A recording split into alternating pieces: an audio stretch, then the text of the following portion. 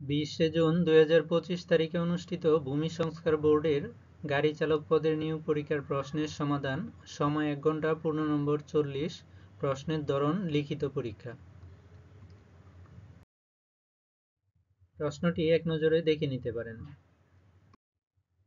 প্রথম প্রশ্ন, অসুস্থতাজনিত কারণে 3 দিনের ছুটি চেয়ে সহকারী ভূমি সংস্কার কমিশনারের বরাবর ছুটির আবেদনপত্র লিখুন।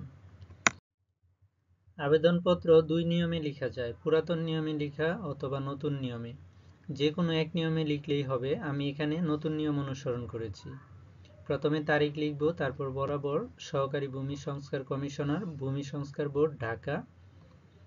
তারপরে আমরা বিষয় লিখব। বিষয় লেখার সময় মনে রাখবো যে বিষয়ের আগে এবং পরে একটু স্পেস হালকা বেশি রাখব। তারপর মহোদয়, তারপর মূল বিষয়টা লিখব। তারপরে উপসংহার স্বরূপ বা যে আমরা আবেদনটা যে জন্য লিখেছি এই পয়েন্টটা উল্লেখ করব। করার পরে বিনীত নিবেদক, আপনার একান্ত অনুগত, তারপরে আমরা সাইন করব, অর্থাৎ নামটা লিখব। এই নাম যেটা সাইন করলাম এটাই বাংলাতে লিখে দিব। তারপরে পদের নাম লিখব, তারপরে আমরা যেখানে কর্মস্থল সেটা লিখব।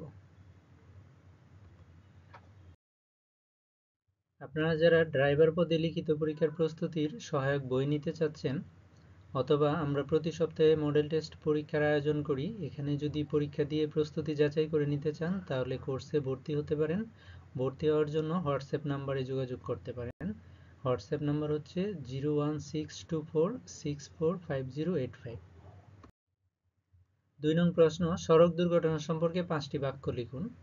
এখানে আমি 5টি বাক্য লিখেছি, আপনারা নিজের মতো যে যার মতো করে বাক্য লিখতে পারেন। 3 নং প্রশ্ন, একজন দোকানদার প্রতি হালি ডিম 25 টাকা দরে ক্রয় করে প্রতি 2 হালি ডিম 56 টাকা দরে বিক্রয় করলে তার শতকরা কত লাভ হবে? এখানে প্রথমে একটা পয়েন্ট যে কেনার সময় বলছে প্রতি হালি ডিম, অর্থাৎ 1 হালি ডিমের দর দেওয়া আছে, আর বিক্রির সময় বলছে 2 হালি ডিম।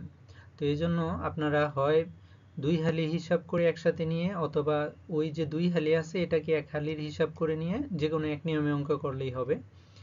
আমি এখানে প্রথমে যে 1 হালি ক্রয় করা হয়েছে এটাকে 2 হালির ক্রয়ের মূল্য নির্ধারণ করে নিছি। আপনারা যদি কেউ ভাবেন যে প্রতি 2 হালি ডিম যেটা 56 টাকা দরে আছে এটাকে 1 হালিতে রূপান্তর করে নেবেন তাহলেও হবে। তো এখানে তাহলে 2 হালি ডিমের আমরা লাভ পাইলাম 6 টাকা, তাহলে 50 টাকায় লাভ হয় 6 টাকা, এই হিসাবে 100 টাকায় লাভ কত হবে এটা ঐকিক নিয়মে খুব সহজে আমরা নির্ণয় করতে পারি। 50 দ্বারা যদি 100কে ভাগ করি তাহলে হচ্ছে 2, অর্থাৎ 6 দুগুণে 12 টাকা। আর উত্তরের সময় মনে করে 12% লিখতে হবে, কারণ শতকরা চাইছে তো এই জন্য। পরের প্রশ্ন, সংক্ষেপে উত্তর দিন। 1 ফুট সমান কত ইঞ্চি? 1 ফুট সমান হচ্ছে 12 ইঞ্চি। 1 গজ সমান কত ফুট? 1 গজ সমান হচ্ছে 3 ফুট। 1 মাইল সমান কত গজ? 1 মাইল সমান হচ্ছে 1760 গজ বা 1760 গজ। পরের প্রশ্ন, 1 মাইল সমান কত কিলোমিটার? 1 মাইল সমান 1.61 কিলোমিটার।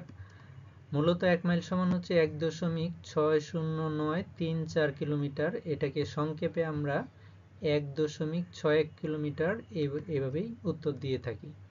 পরের প্রশ্ন, 1 মেট্রিক টন সমান কত কিলোগ্রাম? 1 মেট্রিক টন সমান 1000 কিলোগ্রাম বা 1000 কেজি। 5 নং প্রশ্ন, শব্দগুলোর বাংলা অর্থ লিখুন। ক্লিন, ক্লিন অর্থ পরিষ্কার, সাফ, পবিত্র, যে কোনো একটা লিখলেই হবে।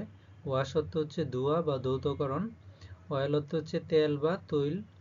স্পিড অর্থ হচ্ছে গতি, দ্রুততা, বেগ বা দ্রুত বেগ। রুট অর্থ হচ্ছে রাস্তা, সরণি, সড়ক। 7 নং প্রশ্ন, নিজের সম্পর্কে 5টি বাক্য ইংরেজিতে লিখুন।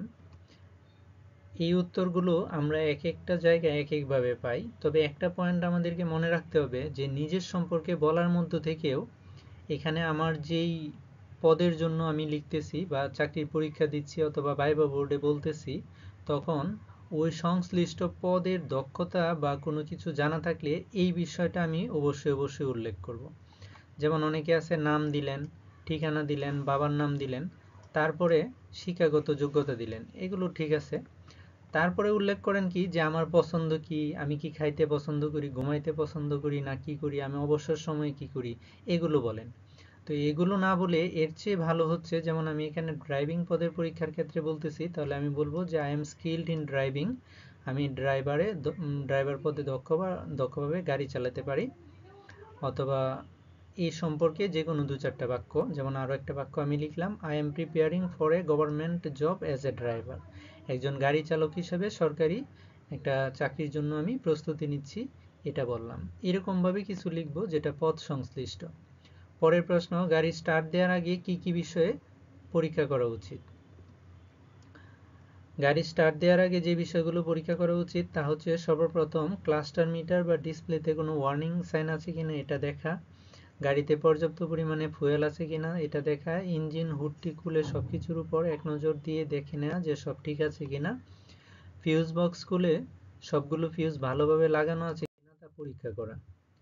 পরের প্রশ্ন, রাস্তায় গাড়ি চালানোর সময় কি কি বিষয় খেয়াল রাখতে হবে? রাস্তায় গাড়ি চালানোর সময় যে বিষয়গুলো খেয়াল রাখতে হবে সেগুলো হচ্ছে ট্রাফিক আইন মেনে চলা, গাড়ি গতি নিয়ন্ত্রণে রাখা, ভেজা ও পিচ্ছিল রাস্তায় সতর্কতার সাথে গাড়ি চালানো, নিরাপদ দূরত্ব বজায় রেখে গাড়ি চালানো, ফ্লাইওভার ও মোড়ঘোড়াতে সাবধানতা অবলম্বন করা। পরের প্রশ্ন, জেব্রা ক্রসিং কি? পথচারীর রাস্তা পার হওয়ার জন্য রাস্তার মাঝখানে সাদা কালো আড়াআড়িভাবে যে দাগ থাকে তাকে জেব্রা ক্রসিং বলে। মানুষের সমাগম বা ভিড় বেশি এমন স্থানে রাস্তা পারাপারের জন্য জেব্রা ক্রসিং ব্যবহার করা হয়। 11 নং প্রশ্ন, কার্বুরেটরের কাজ কি? কার্বুরেটর ইঞ্জিনের চাহিদা অনুযায়ী বিভিন্ন অনুপাতে এয়ার ফুয়েল মিশ্রণ তৈরি করে ইঞ্জিন সিলিন্ডারে সরবরাহ করে। এই মিশ্রণ তৈরি করার জন্য প্রথমে কার্বুরেটর জ্বালানিকে সূক্ষ্ম কণায় পরিণত করে এবং কার্বুরেটরের ভিতর দিয়ে প্রবাহিত পরিষ্কার বাতাসের সাথে মিশ্রিত করে। সর্বশেষ প্রশ্ন, গাড়ি চালানোর সময় কি কি কাজ নিষিদ্ধ? গাড়ি চালানোর সময় যে সকল কাজ নিষিদ্ধ সেগুলো হচ্ছে মোবাইলে কথা বলা বা টেক্সট করা, কানে হেডফোন বা ইয়ারফোন ব্যবহার করা, সিগারেট বা অন্য কোনো ধরনের ধূমপান করা, অতিরিক্ত যাত্রী বহন করা, মদ্যপ অবস্থায় গাড়ি চালানো, এক হাতে গাড়ি চালানো, রাস্তার নিয়ম না মানা, খুব উচ্চ শব্দে গান বাজানো ইত্যাদি। এগুলো মানা না হলে দুর্ঘটনার ঝুঁকি বাড়ে এবং আইনগত শাস্তির সম্মুখীন হতে পারে। এই ছিল আজকের আয়োজন। ধন্যবাদ সবাইকে।